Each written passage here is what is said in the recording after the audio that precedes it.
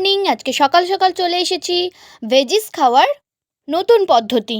এই রান্না সবাই পছন্দ করবে। উপকরণ তো ফার্স্টেই দেখিয়ে দিয়েছি। কড়াইকে হাই ফ্লেমে গরম করে তাতে একদম পরিমাণ মতো তেল দিয়ে দুটো মিডিয়াম সাইজের আলু জুলিয়ান কাট করে ছেড়ে দিয়েছি। তারপর একে একে ভেজিসগুলো দিয়ে দিচ্ছি। তারপরে দিয়েছি একটি বড় সাইজের ক্যাপসিকাম কুচি, 100 গ্রাম বিনস, জুলিয়ান কাট করা বিট এবং গাজর। মিডিয়াম আঁচ করে গোল্ডেন ব্রাউন করে ভেজে নিচ্ছি। একটু ভাজা হয়ে আসলে তারপর দেব নুন, শুকনো লঙ্কা গুঁড়ো এবং জিরে গুঁড়ো।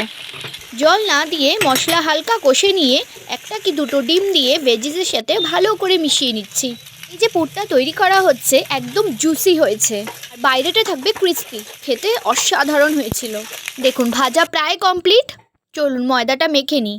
2 কাপ ময়দা, তাতে 2 বড় চামচের ঘি দিয়েছি এবং তার সাথে দিয়েছি নুন। এবার ভালো করে ঘি আর নুনটা ময়দার সাথে মিশিয়ে নেব। আন্দাজ মতো জল দিয়ে ভালো করে মেখে নেব, যেভাবে রুটির আটা মাখে।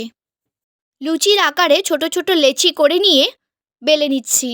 চেষ্টা করবেন পাতলা করে বেলার। এইবার পুর ভরার পালা। অনেকগুলো শেপ দিয়েছি, আপনারা দেখে নিন। প্রথমেই দিয়েছি পিৎজা শেপ। শেপ অন্যরকম হলে বাচ্চারা দেখেও পছন্দ করবে, খেতেও চাইবে। দেখুন একদম এরকম। তারপর দিয়েছি পরোটার শেপ, 3 কোনা পরোটা। হাতের সাহায্যে একটু চেপে নিয়েছি। তারপরেই করেছি স্যান্ডউইচ শেপ। যত পাতলা করে আপনারা বেলবেন তত তাড়াতাড়ি ভাজাও যাবে, মোড়াও যাবে। আর এবার করেছি মোগলাই শেপ। কর্নফ্লাওয়ার বা আটা গুলে ধারগুলো মুড়তে হবে না, এমনি হাতের সাহায্যে চেপে চেপে মোড়া যাবে। একদম এরকম। দেখুন কি সুন্দর লাগছে মোগলাইয়ের শেপটা। চলুন, কড়াই একদম গরম হয়ে গেছে। প্রথমে পিৎজা এবং স্যান্ডউইচ শেপটা ভালো করে রুটির মতো সেঁকে নিয়েছি। পরোটার মতো হালকা আঁচে ভেজে নিয়ে তেল ছড়িয়ে নিয়েছি। একদম ব্রাউন কালার হয়ে আসলেই তুলে নিচ্ছি। এই একই পদ্ধতিতে স্যান্ডউইচ শেপটাও ভালো করে ভেজে নিয়েছি।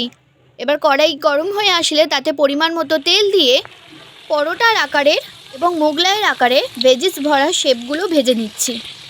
ও আরেকটা কথা, আপনারা লেচি বা আটার রুটিটা একটু পাতলা করবেন, খুব তাড়াতাড়ি তাহলে ভাজা যাবে। দেখুন ভেতরটা কি সুন্দর লাগছে, ভেতরটা একদম জুসি হয়েছে। লাইক, কমেন্ট, শেয়ার, সাবস্ক্রাইব আর অবশ্যই রান্নাটা কমেন্ট করে জানাবেন।